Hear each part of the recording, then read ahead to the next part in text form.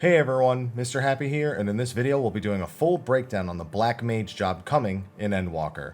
This information is fresh out of the latest media tour, but bear in mind everything in this video is still subject to change before Endwalker's release.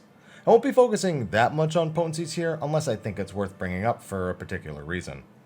Also, there is a playlist in the description and from clicking the eye in the top right corner to check out all of my Endwalker job change videos. With that, let's get started.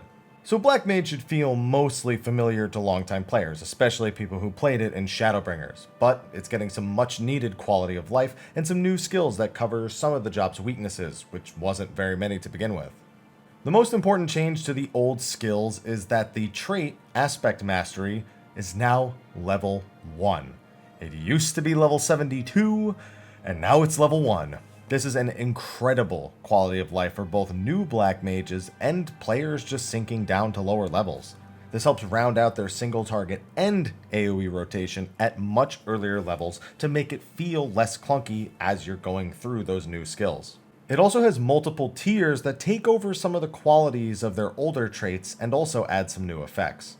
The second and third tier now both increase Astral Fire and Umbral Ice's maximum stacks, which used to be what the Maim and Mend trait did, which now just does the increased damage like it was doing before. Aspect Mastery 3 at level 35 also causes Fire 2 and Blizzard 2 to give you max stacks of Astral Fire and Umbral Ice, basically turning them into the AoE versions of Fire and Blizzard 3. The trait for Enhanced Freeze is also a little different. I mean, it works the same as before, but it's now available at level 58, the same level you get Blizzard 4.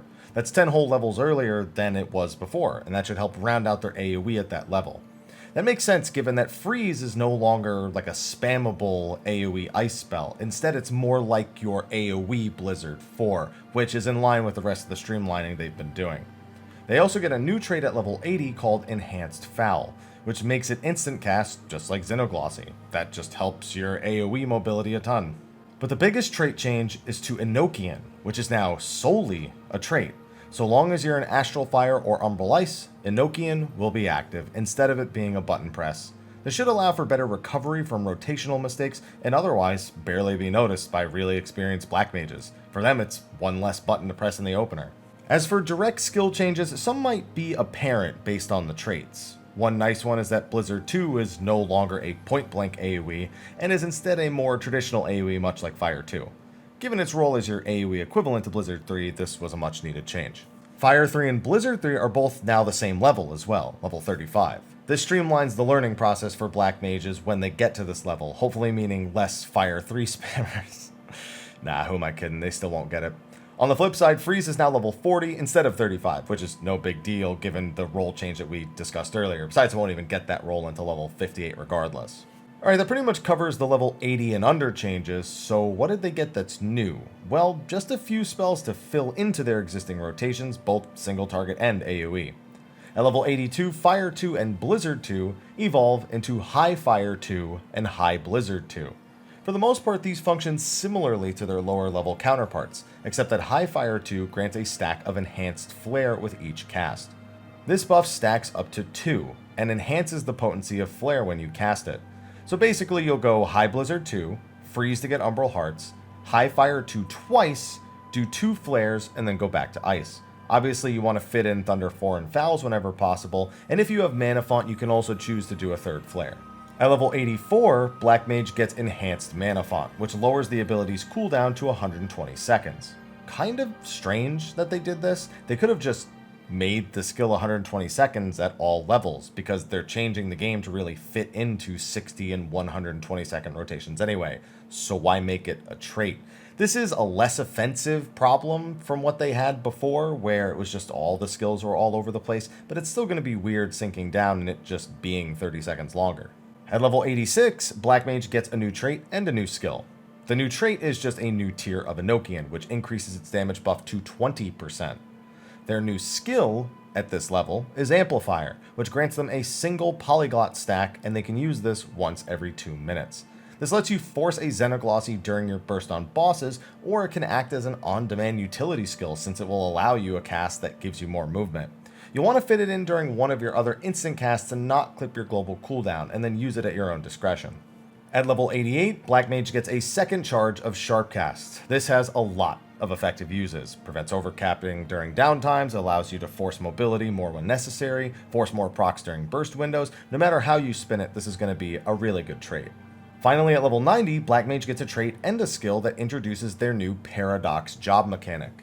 Anytime you swap from Astral Fire 3 to Umbral Ice 3, or when you enter Astral Fire 3 when you already have Umbral Ice 3 and 3 Umbral Hearts, your Fire 1 skill will transform into Paradox. Quite frankly, your Blizzard 1 skill might transform as well, but I didn't have it on my hotbar to be honest.